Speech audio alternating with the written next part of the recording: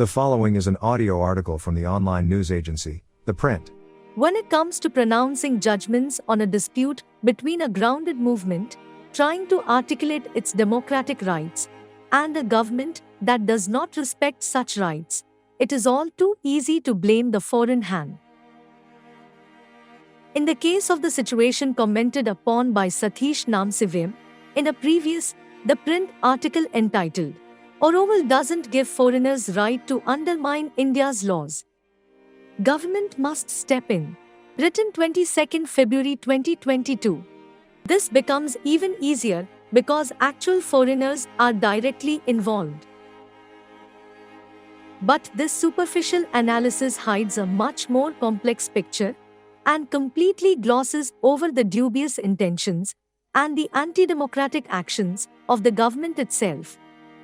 Let me begin by stating my agreements with Namsivayam.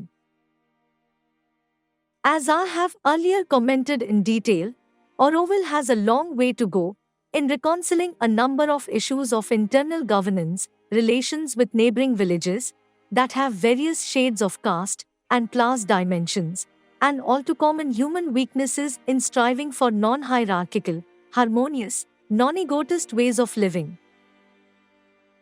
The idea of a neighborhood advisory council, or something along these lines, which brings in more meaningful participation of local villages, is a good one.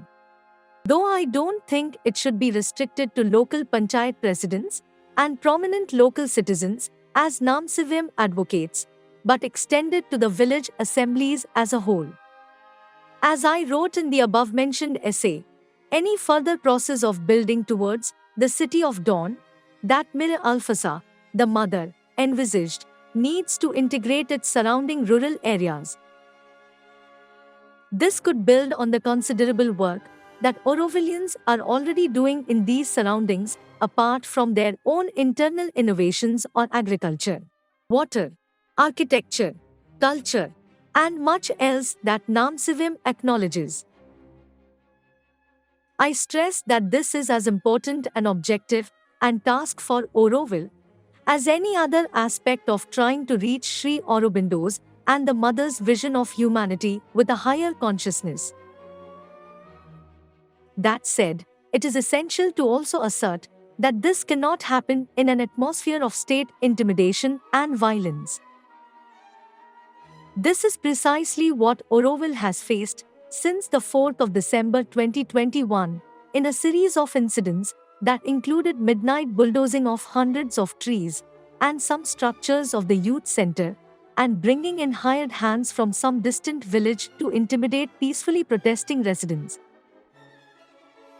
The entire chain of undemocratic events, undertaken at the behest of the Oroville Foundation's governing board, which though an autonomous body, is in practice controlled by the central government, is part of an attempt to impose one model of infrastructure development, including significant road construction.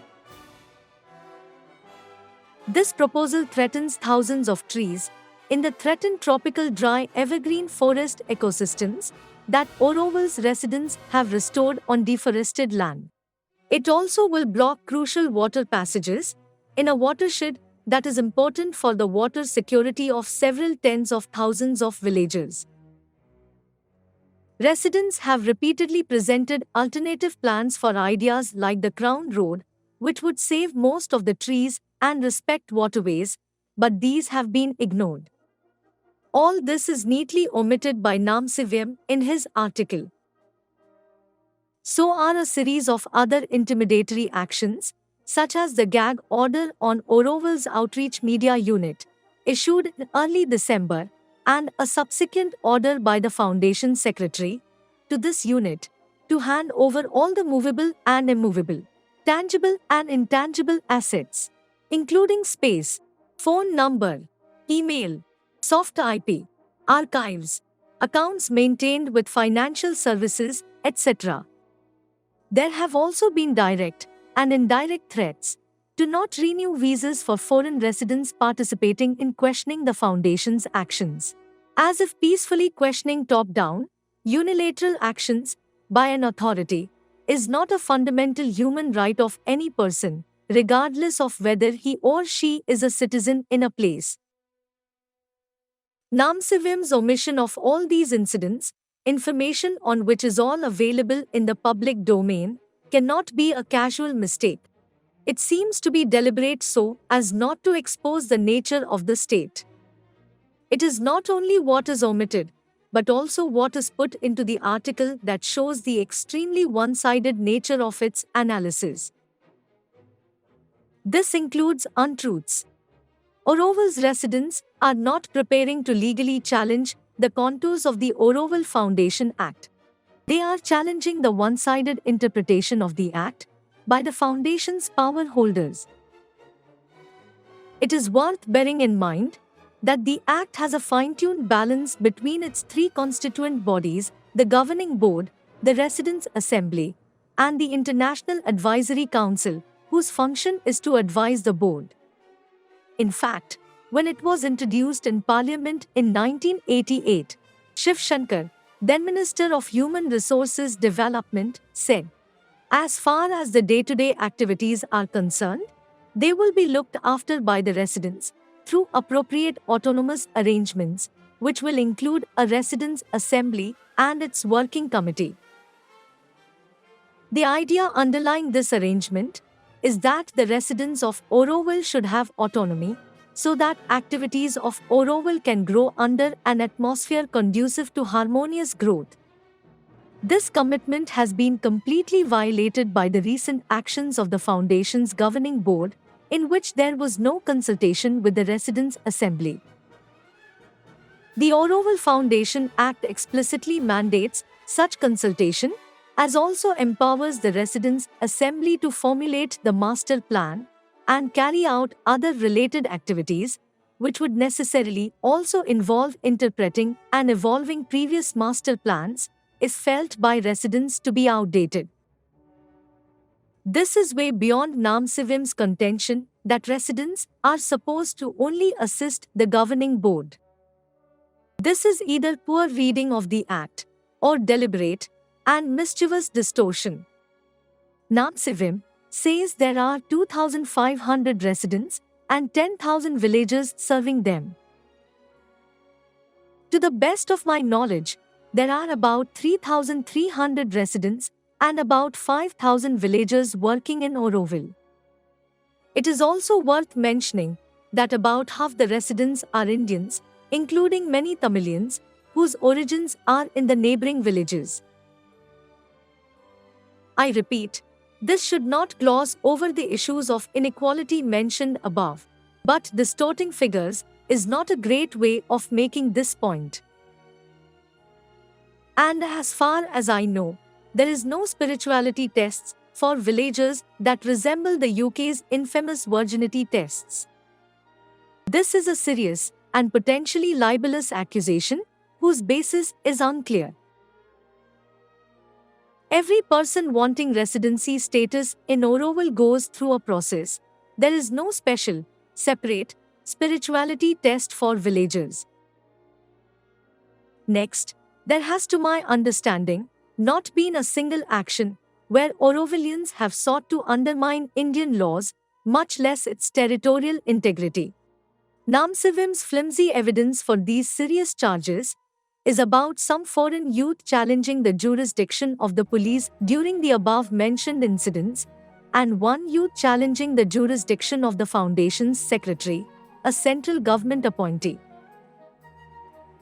First, the video I have seen has a young woman simply telling the police that this is illegal, which, given that the bulldozing was happening in the dead of night and without work orders, is perfectly understandable. She even says that they should come back in the day with proper laws. This is not the same thing as challenging the legal jurisdiction of the police, which Namsivim alleges, unless he has some other video of some other youth, which he should then produce. And incidentally, the police themselves understood the situation and quietly withdrew.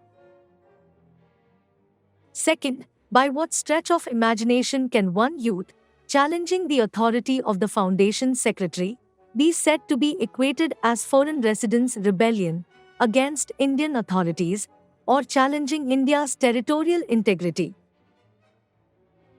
These, and the title of the article, are a pretty breathtaking piece of false generalization.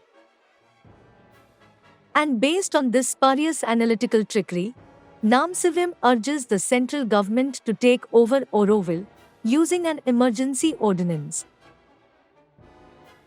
This is a call for serious overreach of state power.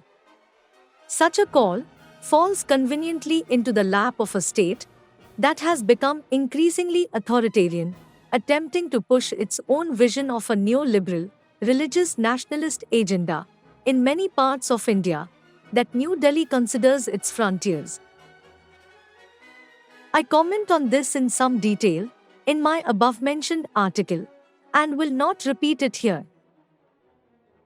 The political shock that Namsivim says Auroville needs, which the central government has recently initiated, is in no way going to help solve the internal and external issues on which the author and I seem to have some agreement, and that I mentioned above.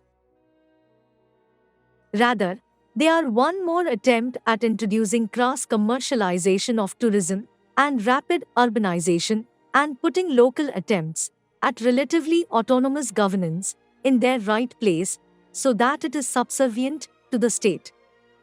Namsivim also conveniently does not include news of a series of consultations and gatherings that residents have had in the last couple of months to arrive at a democratic decision on the proposals for Auroville's master plan, the Crown Road, etc.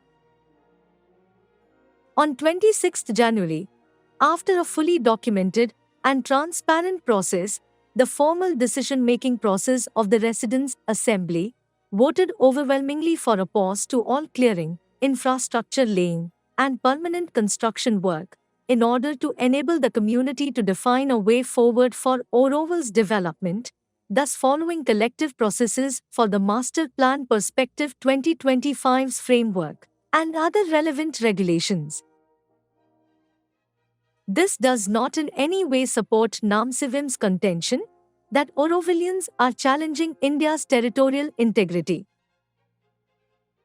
Also taking place is an innovative, dream-weaving process to bring in all available information, expertise, and perspectives on how Auroville should be developed, which should be supported to take its own democratic and knowledge-based course rather than be undermined by bulldozers, gag orders, and intimidation. In over 50 years of its experiment, with all its successes and failures, Auroville appears to have had a good relationship with government authorities. Residents have repeatedly expressed their gratitude to the generosity of the Indian people and the central and state governments in not only enabling but supporting their ambitious experiment. Undoubtedly, there have been tensions, internal and external. Which community does not have them? There are internal divisions over what kind of infrastructural developments should take place to implement the mother's vision, but resolving these cannot be done through violent actions and top-down imposition by the state siding with one view, held by a few residents, ignoring alternative plans that other residents have provided, which can help avoid ecological and social disruption and sidestepping the consultative process mandated by the Auroville Foundation Act. If the Indian state is serious about democracy, and that of course is a very big if, such high-handedness is completely the wrong direction to go. Ashish Kothari is a writer with a non-profit organization working on environmental and social issues at local, national, and global levels. You can find links to more details and information in the description below. We appreciate your support and thank you for listening. Please remember to subscribe on your way out.